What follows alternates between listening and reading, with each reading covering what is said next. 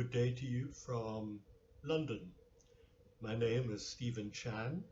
I'm the Professor of World Politics at the School of Oriental and African Studies, University of London, where I also was the Foundation Dean, having also been the Dean at two other British universities.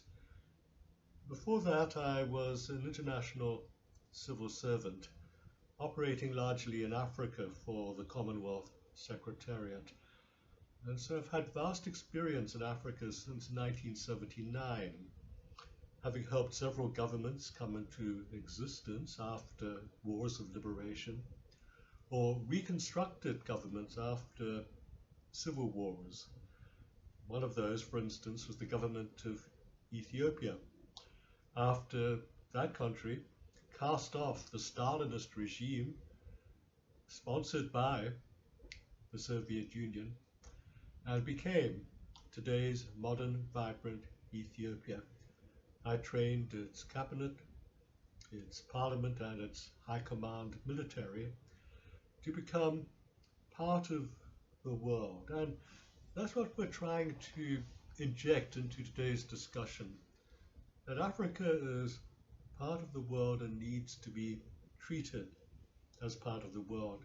It's a continent going great political transformations, and it's a continent in which one must reach out to and must reach out to understand. As we speak, the foreign minister of Ukraine is in Africa, trying to secure African support for the Ukrainian side of the war against Russia, a just struggle, but he faces great obstacles in that Russia, alongside China, sometimes together but usually separately, have huge influence in African countries. And Russian propaganda is very, very clever at trying to exploit its own side of the story and trying to infuse its side of the story with the help and assistance that it gives to African countries. Some of this is beneficial, developmental assistance. Some of it is baleful and harmful. We'll discuss in a later lecture the influence of the Wagner mercenaries, for instance, that come from Russia and which are participating now in several African conflicts. There'll be a separate lecture on African conflicts later on in this series. What advice could the Ministry of Foreign Affairs have given the minister before he went on his African tour? He began his African tour with Senegal, a country which has an incredibly sophisticated pedigree, but the other countries that he's going to may have very, very different kinds of backgrounds, very different outlooks to that you would find in Senegal. What kind of political reportage from Ukrainian embassies in Africa would have gone to prepare the minister for his very important visit? Well, this is a problem. As we speak, there are only 10 Ukrainian embassies in all of Africa. Of these, 4 are in North Africa, so also part of the Middle East.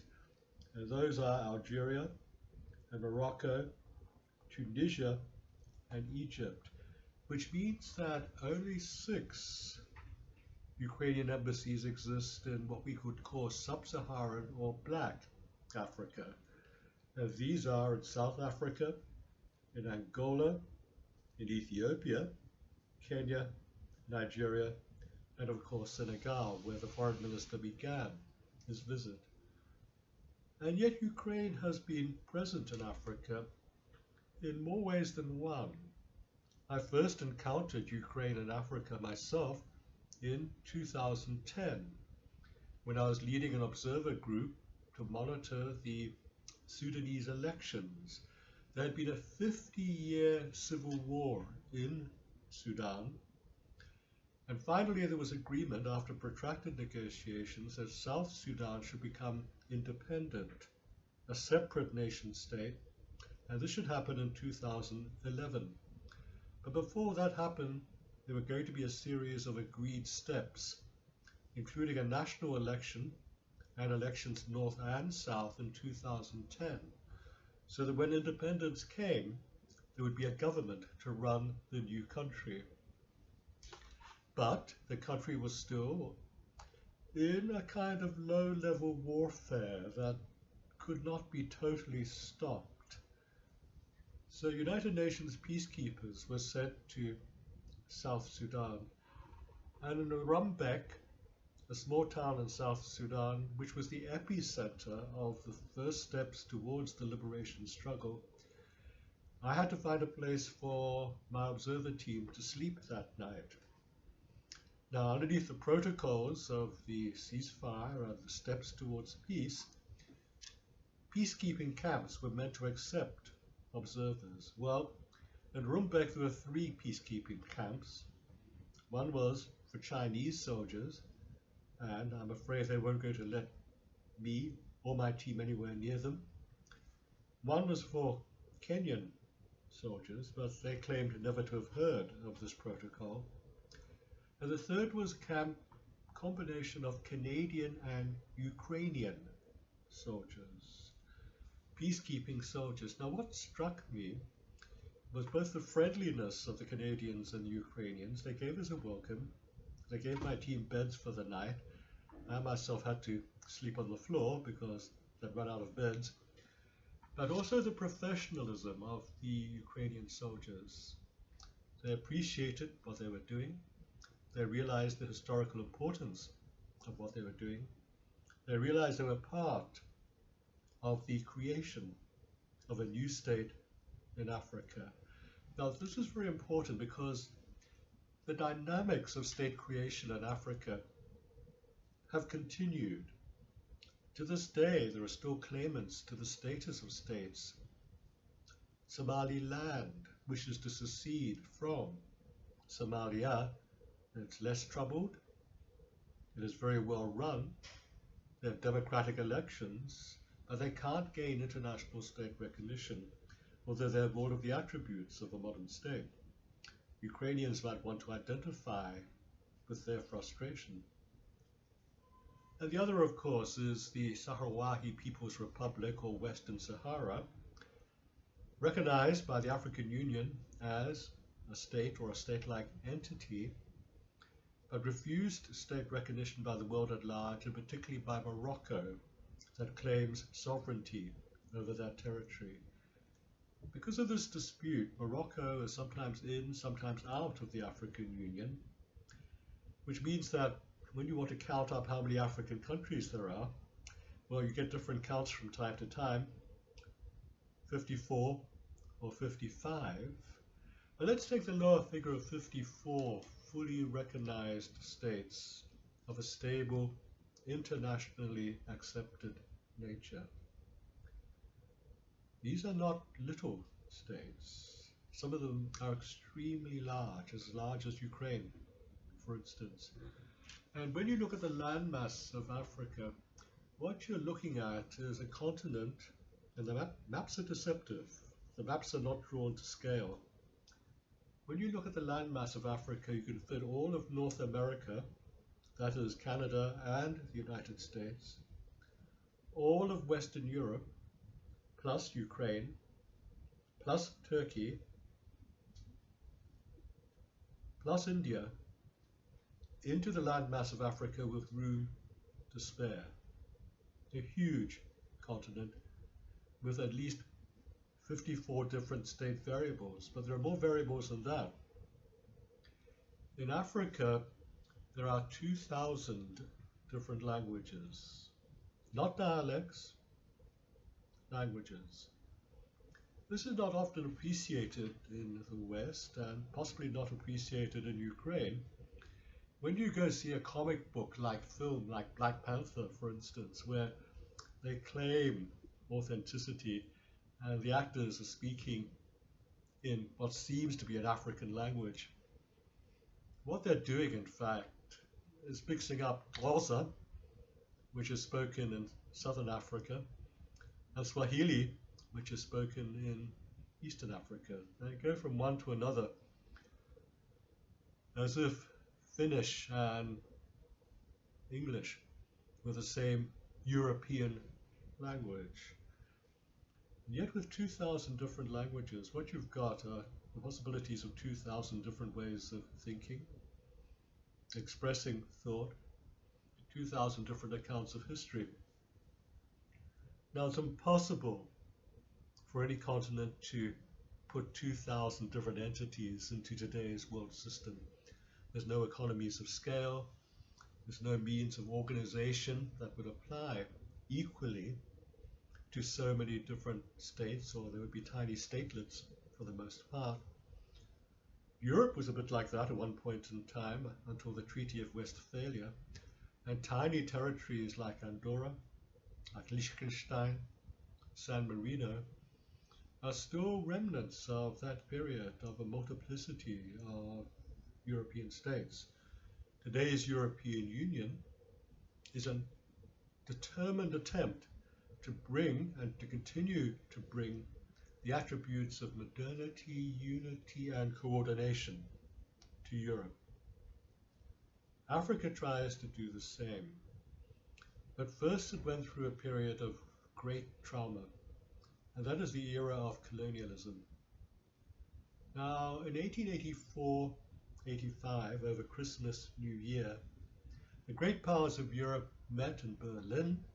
It was called the Congress of Berlin, and they just, over Christmas dinner and New Year festivities, the political cartoonists of the day had them carving up Africa like a Christmas pudding.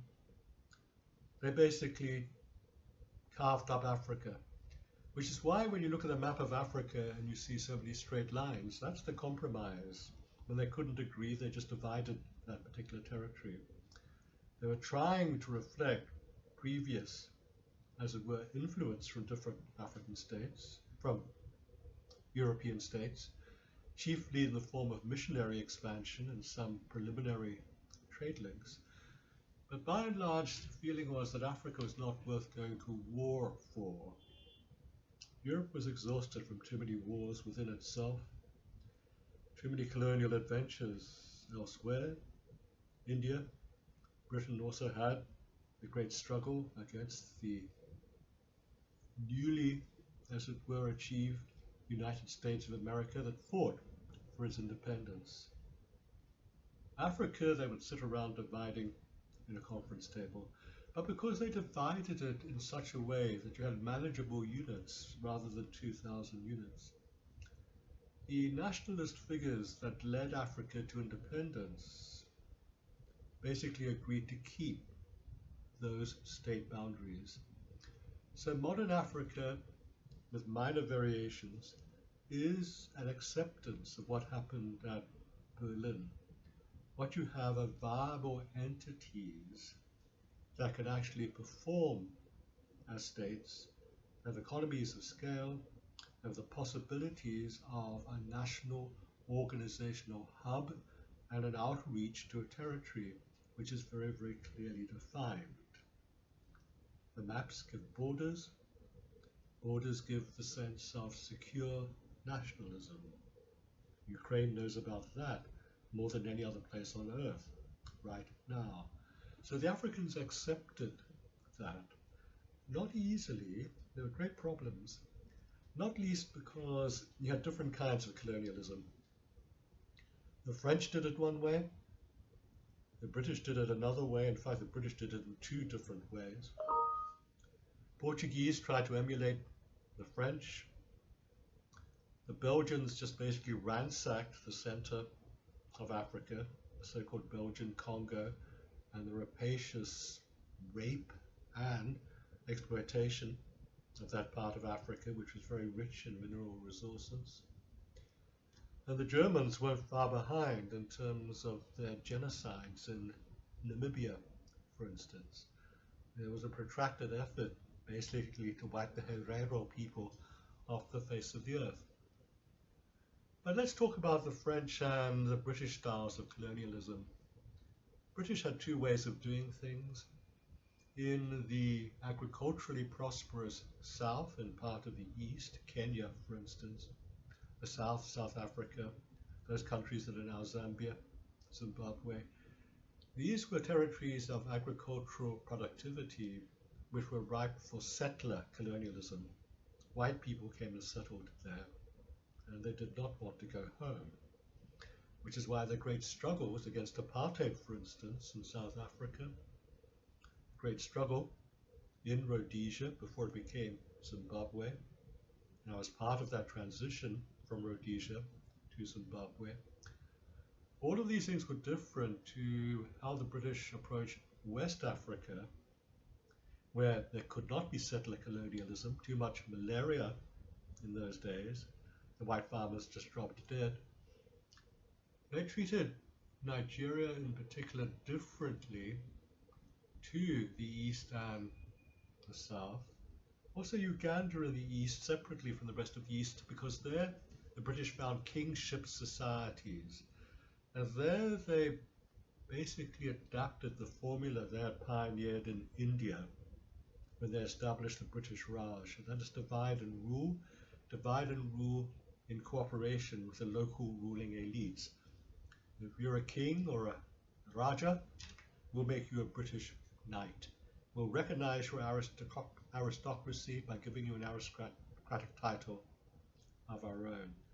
This incorporation had to be accompanied by things like education. We're going to treat you not only in protocol terms at a high level, but we'll recognize you in educational terms. So the two great universities of East and West Africa, Makerere in Uganda, Ibadan in Nigeria, very, very much were efforts to build up a different kind of colonialism. The Portuguese took people from their colonies to Lisbon, educated them there at Portuguese peril, because once there, young African students influenced Portuguese students, so that the revolution of the captains, sometimes called the Carnation Revolution of 1974, in which young captains rose up and overthrew the fascist dictatorship of Salazar, these had been influenced by African students such as Luis Cabral, who had come to study agronomy in Lisbon. But that model of elite cultivation, hoping to be able to use the elite for their own colonial purposes in the future, that was not anywhere near as successful as the French model.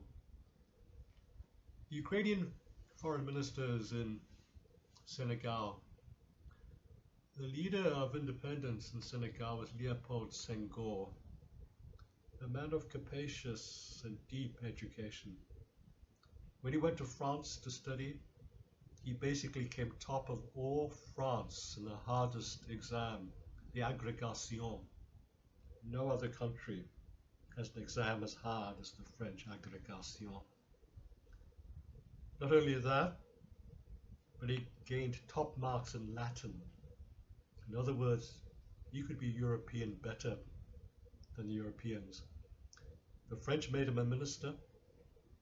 The French made him a member of the Académie Française, the most elite intellectual group in France. And when he led Senegal to independence and became its first president, the French thought they had a man in place. Senegal had a capital called Dakar. It was regarded as the Paris of Africa. And yet all of these countries have found a voice of their own and an importance of their own, which is why the Ukrainian foreign minister has begun his tour of African states in Senegal, recognizing the intellectual caliber and leadership and influence of Senegal, at least in the francophonic part of Africa. Now, although for the most part, the francophonic countries were able to achieve independence peacefully because they had sided with the Free French during the war against Nazism, many Africans fought for the Free French during the Nazi onslaught. And so there was a recognition in France that the African colonies were owed independence. very conspicuous efforts to tie them to France after they became independent. This is still the case to a large extent today, although problematically so. For instance, Burkina Faso, which is a French-speaking country but part of the Belgian colonial empire, is torn about how to approach its future. This is the place where everyone fears, because they've just had another military coup led by a young officer, a captain, that they may be seeking to call in Wagner mercenaries from Russia, because they're facing now not only an age-old conflict between the Tutsi people and the Hutu people, which became a full-blown genocide in neighboring Rwanda, they're facing also an Islamist insurgency. Their military doesn't think it can cope, and I'll say more about this later in a separate lecture. If atrocities against the Islamic insurgents take place, at least the Burkina Faso won't be able to blame the government. There's a cynical usage here of foreigners. But you've got turmoil in many parts of Africa. French soldiers basically rescued the situation in Mali against Islamicist insurgency. The Islamic forces had taken Timbuktu. The Malian forces couldn't stand. Have you heard of Timbuktu? Well, you should have, unless your history was entirely centered on an understanding of what had happened earlier in Europe. Timbuktu was the home to one of the world's great libraries, one of the world's great universities. Alexandria was another such place in Africa. There was a time when centers of higher learning were not just in Europe, also in India and China, of course, but also in the great city of Timbuktu, Mali, center of great culture, great musical development. The kora, the African harp, it was played properly as the music of the gods. So you have to appreciate the cultural foundations even of countries that are now in conflict. They're not in conflict because they're primitive. They're in conflict for very, very complex reasons, like Ukraine is in conflict with Russia for very, very complex reasons. The reasons that pertain to you, why should they not pertain in one form or another to the conflicts of other countries, particularly a continent in development? Now, Africa began gaining independence 1957 for Ghana. From 1960 onwards, for just about everyone else, it took the revolution of the captains in Portugal in 1974 for independence to come in 1975 to the Portuguese colonies. The settler colonies of the south, Rhodesia, before it became Zimbabwe, that took until 1980, after a ferocious war of liberation. As part of the peace efforts, part of the transition monitoring of the election campaign, which would gain freedom for the country. South Africa didn't gain freedom until 1994. Nelson Mandela was released after so many years in prison in 1990. Negotiations then took another 4 years before a majority rule election. I was also involved in that particular process.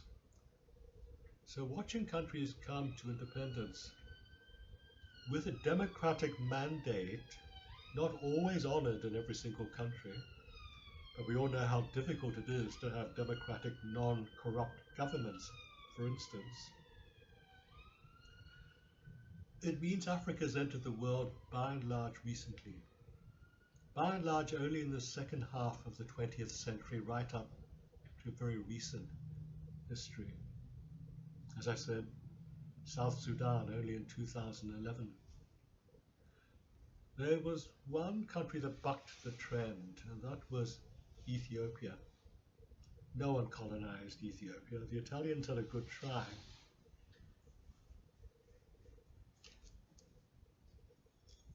When they tried for the first time to colonize Ethiopia, the Italians thought they could walk into the country and just take it over with their modern army. The Italians had not been fully united at the time of the Berlin Conference. It was still part of a fragmentary, not fully as it were together, part of Europe. They thought they'd missed out in the face of the great powers that were united. So they thought, it's our turn now. There's one place left that no one else claimed, and that was Ethiopia. We'll march in. We should be able to take it. The Ethiopians met them with their national army, which contained 80,000 modern rifles, and the soldiers knew how to use them. Artillery pieces, 5,000 traditional mounted cavalry with spears and swords, and something like 20,000 spearmen on infantry terms. Many of the Ethiopian units were led by women. The Empress herself led the guerrilla unit that sabotaged Italian lines. And at the Great Battle of Adwa in 1896, the Ethiopian army comprehensively defeated the Italians. The Italians came again underneath Mussolini, but there was a moment of triumph in 1896 for Africa. But when you look at the paintings from the period, there's something which is quite revelatory. All of the paintings show both sides, both armies, with Red Cross tents.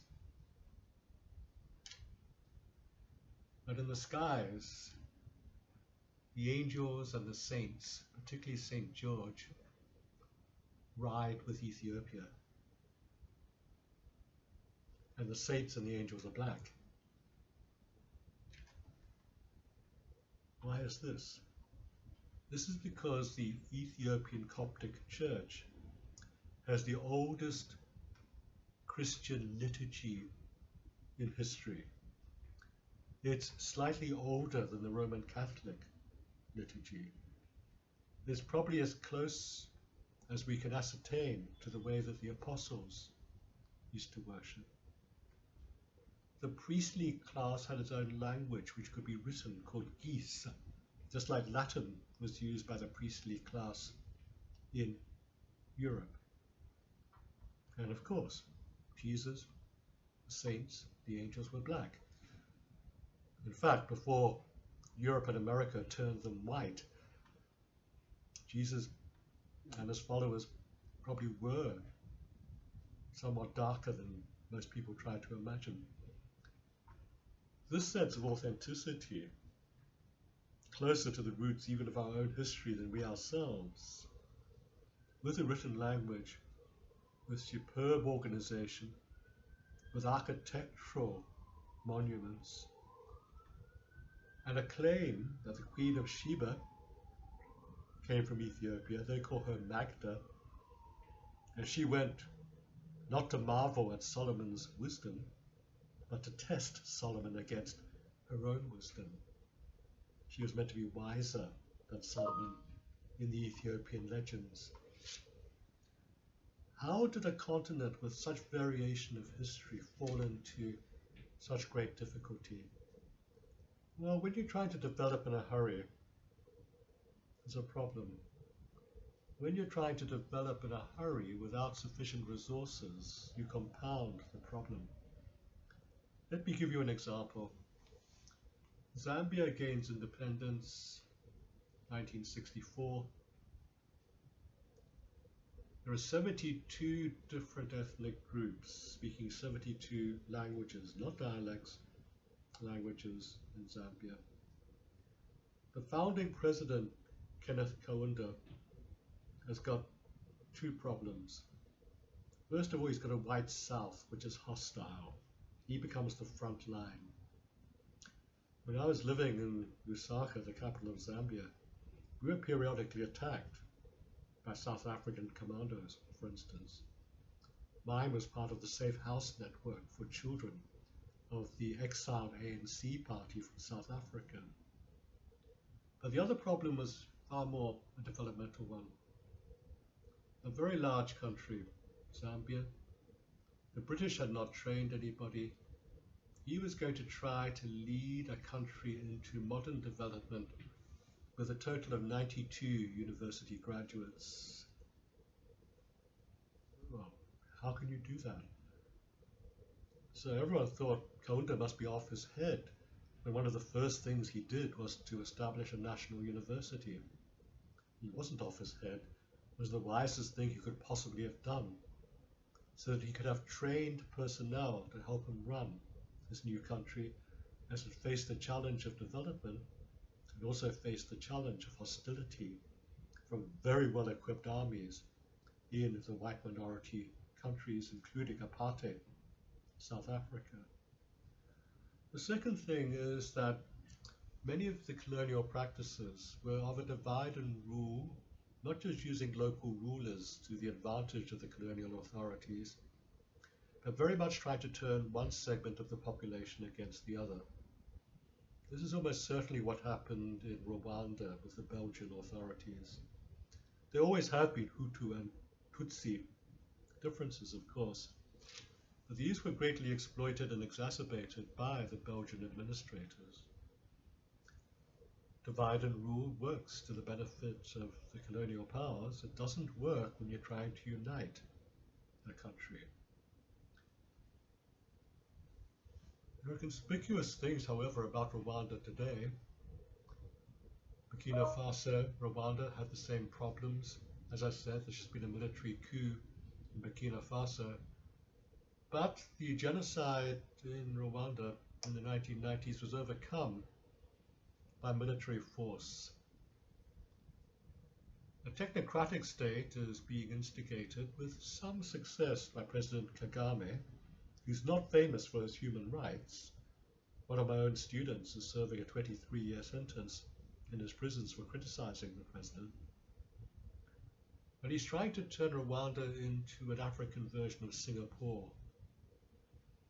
This is a pretty big vision, and it shows the kind of development aspirations of Africa. No one wants to be primitive and unmodern. They want universities. They want to develop.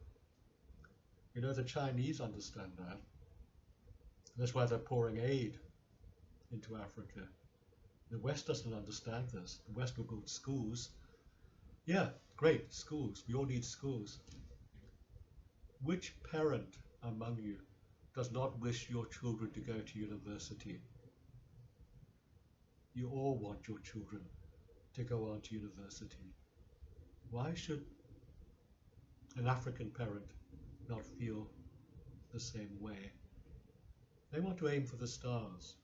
Because they can't, all kinds of difficulties and the recourses to quarrels and to violence occur. The lack of development, the lack of proper colonial formation of a public administration, old cleavages that never went away in these 2,000 different identities, all of these can be exploited by unscrupulous people even to this day. When you bring in foreign mercenaries to help you fight your wars, then all kinds of other difficulties develop. All kinds of international sides are chosen. Some not chosen very well. What can Ukraine do? Well, there have been some conspicuous exceptions to the general African rule of trying to stay neutral in the conflict between Ukraine and Russia,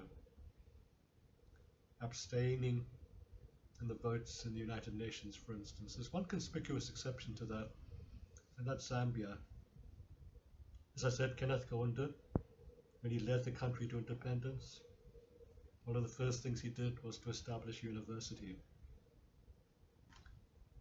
We've just now had, just over a year ago, the installation of a new democratically elected president, Hakainde Hichilema, who has charted a breathtaking, trailblazing path because the previous government had recklessly accumulated a huge amount of debt from a huge number of lenders.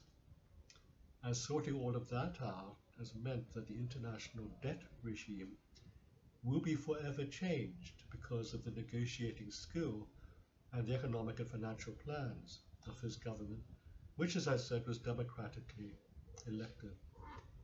There's been democracy now in Zambia since the 1990s, inspired by the fall of the Berlin Wall, 1989. The citizens of Zambia rose up against Kaunda, who had by that stage become an authoritarian, not quite dictator, but certainly brooking no opposition, rose up against him and demanded multi-party elections, and these were won by the opposition in 1991. It's been democratic ever since. Proper changes of party leadership, proper changes of government, different parties winning power, not always smoothly. Very few countries have smooth elections. Just witness what happened in America very, very recently. Not everyone has wanted to go calmly and peacefully if defeated. Witness Donald Trump in the last American elections. No more the pot calling the kettle black, please. But Zambia takes its place increasingly as a mature country, able to conduct international relations in a mature fashion. If, apart from Senegal, Ukrainian foreign minister or the Ministry of Foreign Affairs in Ukraine wants to reach out to an increasingly influential African country, Zambia, to the tiny list of embassies in Africa, Ukraine should add an embassy in Zambia. It will just increase Ukrainian influence with a huge ripple effect among the many countries of the world that have become Zambia's admirers. There are mining resources in Zambia. Not that Ukraine is going to get much out of that, coming to the party far too late. But in terms of moral influence, in terms of diplomatic capacity, that's a country seriously to look at as the next embassy of Ukraine in that continent. Can Ukraine do anything to help peace in Africa? The wars continue to go on, particularly in the Congo, particularly in the southeastern part of Congo, vast country that's ungovernable simply because it is so vast and because the Belgians left so little infrastructure when they left the country. Slaughters followed, terrible dictatorships followed.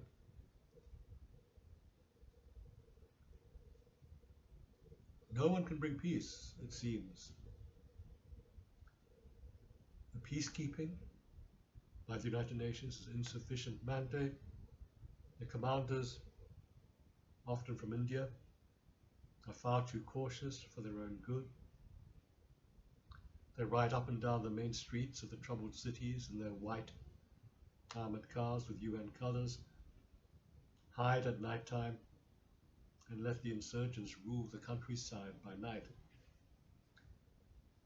Maybe Ukraine, having shown the world now its military prowess, after the conflict against Russia comes to some kind of end, which I hope it does sooner rather than later, and with victory, of course, for the independence of Ukraine, maybe it can share its military capacities and gifts with other countries.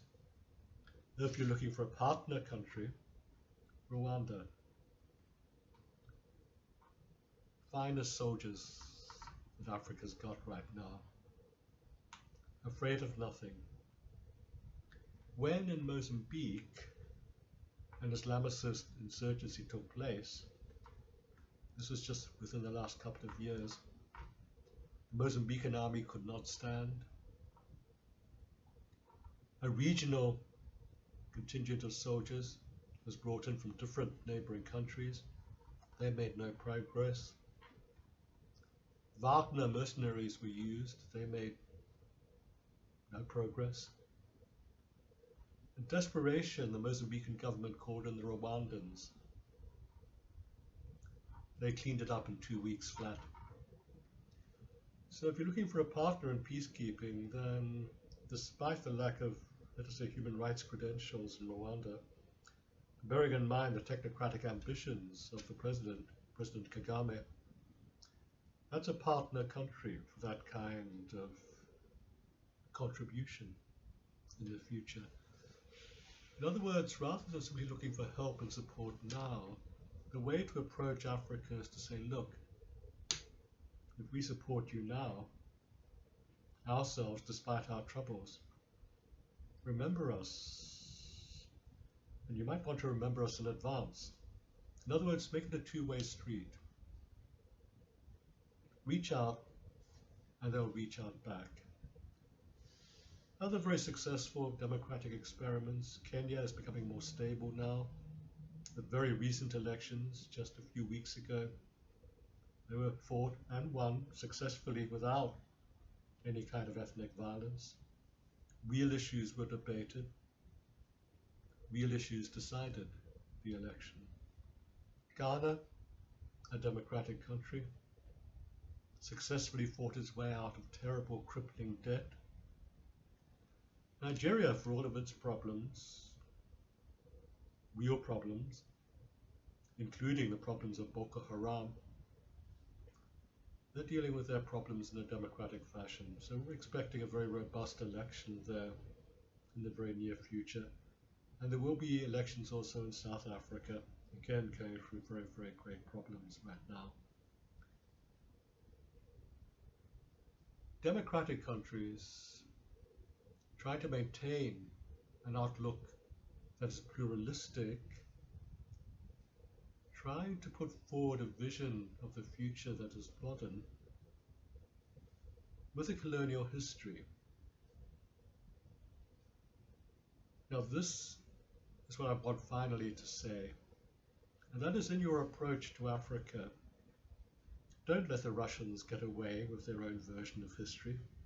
You know what your foreign minister found when he touched down in Africa. Everyone was saying to him, surely Russians and Ukrainians are the same people. This has been a very successful doctrine, propaganda, put forward by Moscow. Talk about colonialism.